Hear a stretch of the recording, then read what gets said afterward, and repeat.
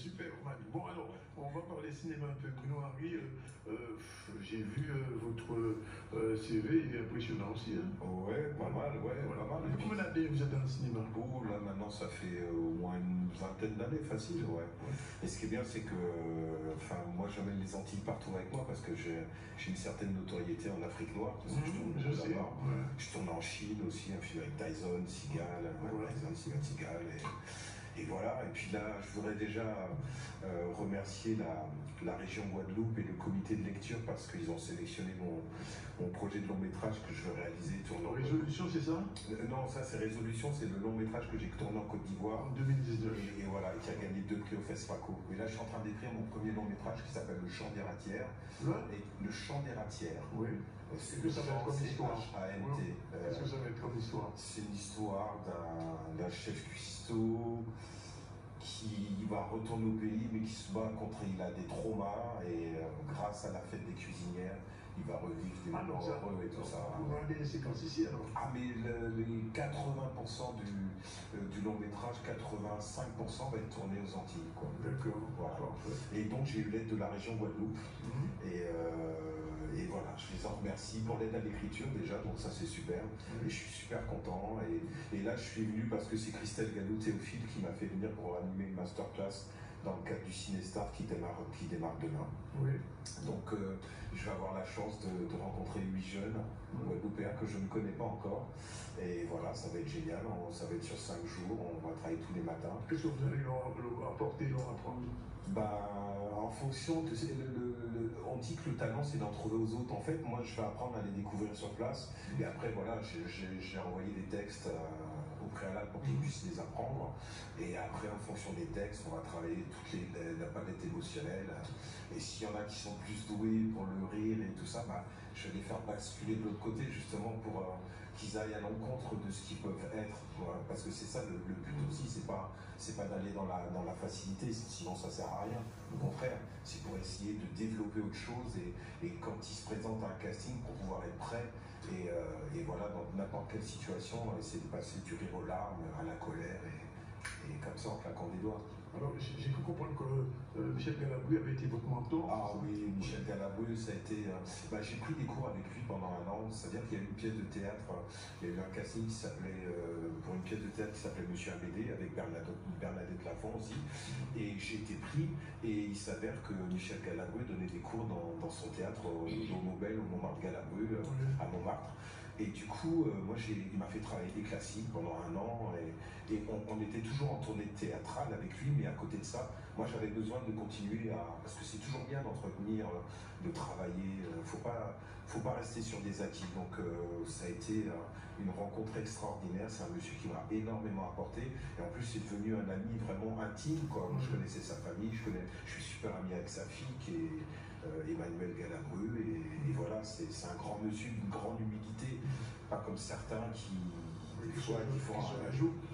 font un truc et tu les croises, ils ont la tête comme ça, et il faut faire attention, c'est un métier, il faut être humble, et puis c'est un métier aussi, je trouve que c'est le public qui fait en sorte qu'on existe, qu'on est là, quoi.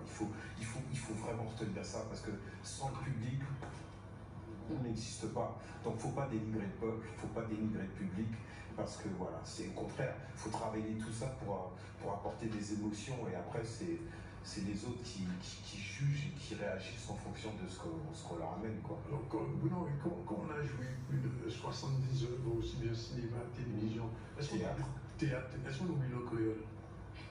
Moi, on n'a pas oublier créole la pièce. Parce que tous les encavillants aux Antilles, moi qui habité ici, à Bemao, à Destrélan, et puis on y en l'ose en Occident aussi. Et on pas les créoles, on n'a pas les créoles, on n'a tué créole, on n'a pas lâché créole, on n'a pas en mer. Oui, et puis dans le film, moi, on a mis créole là-dedans. Et voilà, donc on dit dictionnaire, moi, parce que même si on a dit tout le monde ensemble, négropolitain peut-être, mais en serbe négro, je suis nègre, poli, mais en patin. Alors, autre question importante qui s'est posée depuis quelques années. années en France, c'est la visibilité des acteurs noirs, des cinéastes noirs, etc. Est-ce que vous ressentez ça? Ou est-ce que ça se calme un peu?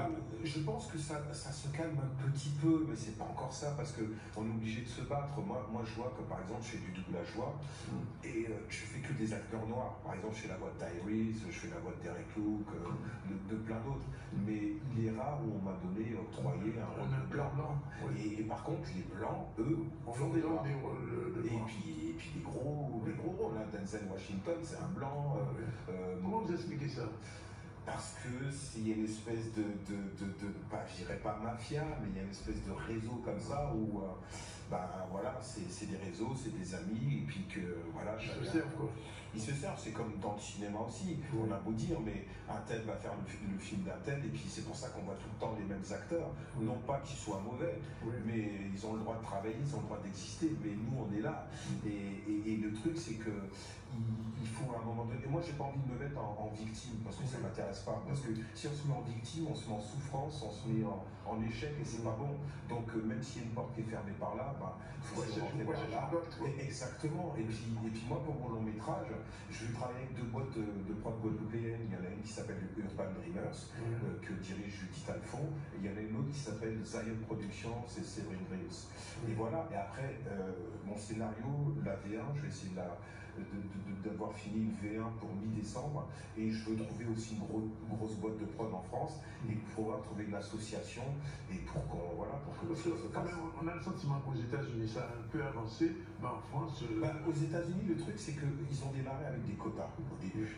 Donc ils ont démarré avec des quotas et ça a été fait, et du coup les gens ont comment dirais-je, ça a permis aux Noirs de travailler, et puis après de se créer des industries, de se développer, et maintenant ils ont des grandes firmes et tout ça, et ils sont autonomes, ils peuvent produire des films, ils ont des boîtes de distribution, ils ont plein de choses comme ça. Le problème en France, c'est que déjà je trouve que les Noirs, avec les Noirs, ils sont pas très solidaires. Parce que le problème, c'est que quand il y en a un qui arrive, on a l'impression qu'il veut fermer les portes, il veut pas que son frère arrive. Non, il faut pas penser comme ça, parce qu'il y a de la place pour tout le monde. Et je trouve au contraire, plus on sera fort ensemble, plus on pourra avancer, et plus on pourra montrer au monde, au reste du monde, qu'on est là. Moi, les Antilles, mais je suis tellement fier. J'ai gagné un Sotigui Award de meilleur acteur de la diaspora l'année dernière, au mois de novembre, au Burkina Faso. Et j'en suis très fier, parce que les Antilles, voilà, avant moi, il y a eu, comment il s'appelle, Jacob de Vario était très connu en Afrique, Zane Palsy, il y a eu aussi aux Anges Silou Kiefer, voilà, c'est des gens qu'on. Dernier point, est-ce que le cinéma africain commence quand même à émerger? Parce qu'il y a le FESPACO, il y a beaucoup de festivals qui font là-bas en Afrique, au Burkina, etc. Oui, et puis là, il y a Christelle Galou-Théophile, je suis premier rôle sur La Traversée de Figueres Tassambédo, et qui passe dimanche à 14h au Cinestar, mercredi 13 à 16h15. Moi, je serai là, et il y a énormément de films qui se tournent, et de qualité, parce que le truc, ce qui est bien, c'est que il y a des formateurs qui sont partis en Afrique pour former des jeunes là-bas. Tu as des jeunes aussi qui sont venus en France pour se former et repartir en Afrique. Du coup, ce qui fait qu'on n'a plus besoin des fois venir en France pour aller chercher des chefs-op ou des caméras ou des choses comme ça, parce qu'il y a toute une industrie, et vraiment, il y a vraiment des films qui sont de qualité. La Traversée, en deux petits mots. La Traversée, c'est un film qui va raconter l'histoire de jeunes qui veulent faire la traversée, justement aller de l'autre côté, et il y a ce personnage qui avait fait la traversée, mon personnage, qui revient au pays, qui va dire ok les jeunes, je veux vous aider à faire la traversée, mais avant vous aurez des épreuves à faire. C'est genre apprendre à nager, apprendre à compter, apprendre à travailler. Et à la finalité, c'est que peut-être la traversée, elle va pas se passer comme c'est dimanche à 14h. À 14h au Cinestar. Et merci à Christelle Galou-Théophile qui fait énormément pour mettre le cinéma antillais en avant. Et c'est une grande dame, et bravo à elle. Merci, je me tourne vers cette super mamie qui va dans le cadre de la